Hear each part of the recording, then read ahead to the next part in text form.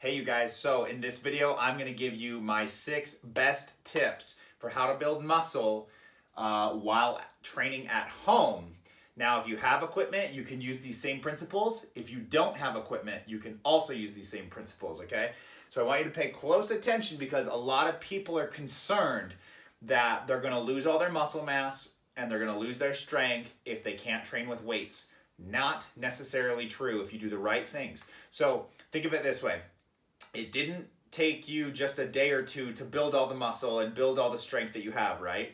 That means it's not going to be just a few days or even a few weeks where you're going to lose all your muscle or your strength, especially if you're doing these things. Not only can you maintain your strength and muscle mass, but you can increase it. So let's take a look, okay? First one, frequency. Frequency, what I mean here is frequency of stimulation on the muscle, okay? So why does our body adapt? It adapts because of stress.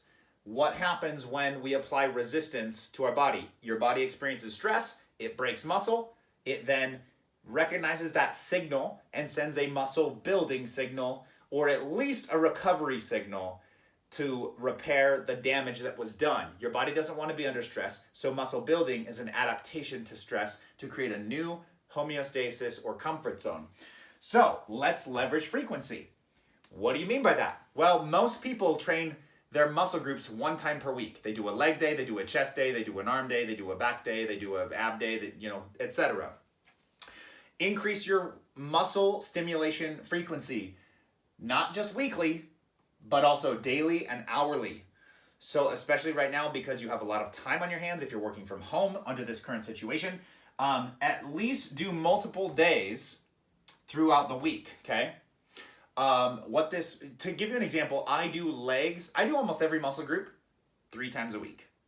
At least twice, but I usually do it 3. And that is when I started to see massive strength and massive muscle increases, was when I leveraged the frequency component. Now, if you can do this multiple times daily or hourly, and what I mean by this is not actually every single hour, but multi-hour. So really just daily, multiple times throughout the day.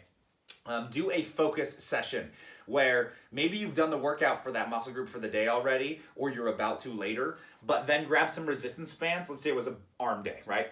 And do 10 to 20 resistance band curls, and then go back to doing your work, and then go back to eating, and then go back to hanging out with your family, whatever it is. And then 3 hours later, come back and do another set of 10 to 20 curls. Frequency of stimulation will send a signal to your body that you're now having a lot more stress on that muscle, and over a consistent period of time of frequency stress, you will develop more muscle mass that way. Think of it this way. A lot of people who do plumbing, they have huge, developed, strong, and enduring forearms. Why? Because they use their hands all day, every day.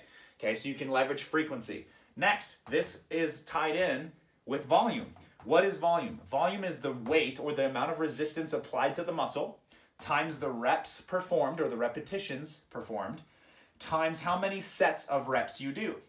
Okay, and then it also factors in time under tension, or how many seconds the muscle is spending under tension during those sets reps with that resistance. Okay, so if I was lifting 100 pounds on a particular exercise, or 100 pounds of my body weight, okay, because maybe I was leaning in a certain way where I wasn't lifting my full body weight, times 10 repetitions, that's 1,000 pounds, times 4 sets, that's 4,000 pounds. And then I factor in the fact that I spent 2 seconds under tension per repetition, or if I slow it down, 4 seconds under tension for that repetition. So what does this even mean? Why does this matter?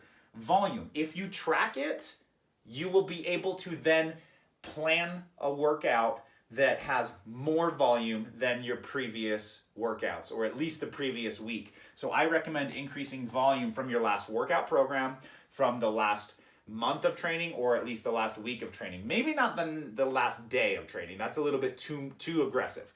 But so here's a perfect example. Weight, body weight, times reps, maximum number of push-ups. Let's say you do 25. Okay, times sets, 4. So you did 100 push-ups, okay, because of the reps and sets, and you did your body weight. And let's say that, let's just, for easy math, you're 100 pounds, okay, right? So you did 100 pounds times 25 reps, so 2,500 pounds times 4, 10,000 pounds of volume. Next week, do one more push-up. That will increase your volume. Then, or maybe 2 days from now, do one more push-up, increases the volume. Then one more after that, increases the volume. Get what I'm saying here? Track your volume and increase it over time. This is the single easiest principle. Actually, these two are the single easiest principles you can use to increase more muscle mass over time that so many people don't actually do, they don't actually know about, or they don't track.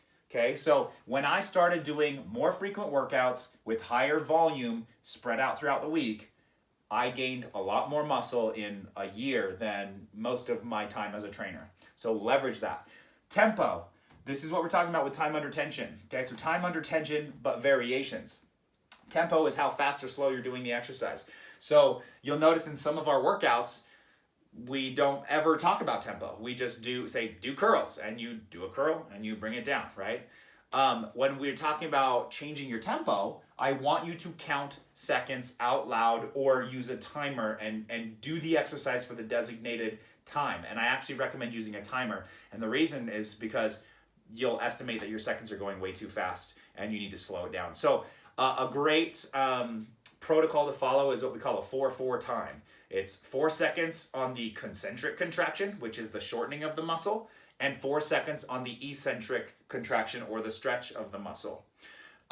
This is backed by some research, and it's something that I did really, really well in a specific program when I was trying to develop myself and my muscle mass. So any exercise you do, if it's a push-up, you're in your starting position, 1 Mississippi, 2 Mississippi, 3 Mississippi, 4 Mississippi, 1 Mississippi, 2 Mississippi, 3 Mississippi, 4 Mississippi. That's 1 rep. Do that until your designated reps are met or you cannot do them. But I don't recommend going to failure all the time, and we'll get to that. So that's tempo training. Slow it down. The reason is if you spend more time under tension, your body experiences more stress. The muscle experiences more stimulus. So if it's experiencing more stimulus and stress, what's going to happen like we talked about? Frequency. You're spending more duration under stress. It's then going to cause more of a muscle adaptation signal than if you were to just do quick push-ups like this. A lot of guys, especially, so I'm calling you out guys, a lot of people, but a lot of guys especially think they got to go fast and powerful and explosive.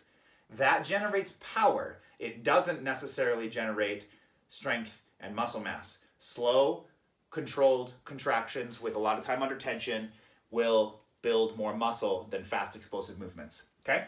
Next, tension is what we talked about in a lot of these things. I want you to know specifically what I mean by tension. Tension is your ability to communicate from your mind to your nervous system to the motor units on the muscle. It's a mind-muscle connection. It's a nervous system adaptation. It's the ability to produce enough electricity to cause a forceful contraction in your muscle to move the resistance. So, for example, I can move my arm like this. Okay, I am doing bicep curls. I am connected to that muscle. Now, if I slow it down and I squeeze with as much force as possible, I am creating exponentially higher volumes of tension on my muscle fibers than if I just do this lazily, okay? Same muscles are being used, different levels of tension, and that one contraction right there is extremely difficult. So you need to consciously lift. Don't just go through the motions. Don't just wing your workout. Make every single rep perfect and make it very intentional and squeeze the muscles you're recruiting and try to get as much of a firm contraction out of that muscle group as possible, okay? That will make a big difference because you're actually recruiting exponentially more muscle fibers and putting more load on the muscle. Next, eating 1.2 grams of protein times your body weight, okay? So, supplement companies will tell you to eat 2, 3, 4 grams of protein per pound per day. There's no research to substantiate that. There was one study done on collegiate athletes who were training 4 hours a day. So we're talking kids in their early 20s, maybe 18 to 22, who were athletes, who had mesomorphic body types, who were training 4 hours a day. They ate 4 grams of protein per pound. And yes, that showed some muscle gain development. Everything else points to maximum consumption being 1.2 grams of protein per pound that you weigh. Pound, not kilogram, okay? That's how much protein that you would eat. So I would just take my body weight, 180, so about what I am right now, times 1.2. That's how many grams of protein I eat per day. Track that in MyFitnessPal. That will get you the maximum amount of protein that your body will partition for muscle maintenance, recovery, and development. Finally, not training to failure. So failure is a tool. We want to use that tool periodically. But if you get your body training to failure every single time, every single workout, every single set, it will diminish your returns. The reason for this is because if you want to train frequently, right? We talked about frequency earlier, and you want to get more volume, training to failure will burn out your nervous system, and you will not have the energy or the ability or the electricity to produce more muscle contractions to create enough volume for what you want. So failure is a tool that we use during specific phases and at specific times, and not all the time as a hard rule. So I'm telling you that if you're going to do these things, and you're going to do frequency training, and you're going to do higher volume more frequently with more time under tension, I want you to save 2 in the tank. That's what I say, save 2 in the tank. That means when you get to 8 reps and you feel like, okay, I can only probably do 2 more reps with good form and then I'm gonna collapse, that's when you stop. You don't do those 2 extra because you wanna save the nervous system energy for the next set after your recovery, or the next frequency of focus session, or the next workout when you do that same muscle group. And then maybe on the last set of the last exercise, train to failure to get just a couple extra reps in. But I'm telling you, this sounds very counterintuitive, especially among the male community in fitness. But when I stopped training to failure, I was able to lift heavier weights and do more volume of sets, right? Which allowed me more muscle development over time because I wasn't burning myself out on every set. So trust me when I say that, save 2 in the tank, follow all these other things. Increase frequency, increase volume, slow down the tempo, mind-muscle connection to get as much tension as possible out of the exercise, increase your protein intake to 1.2 grams times your body weight per day, and then don't train to failure, save 2 reps in the tank, and you can do more volume. Those are the tips. That's how you're going to build muscle at home, whether you have equipment or not. I promise most of you are probably not doing half of these things, so when you do them, you're going to see better results. Send me a message if you still have questions about this, and I'll help you out. Let me know, and talk to you soon. Bye.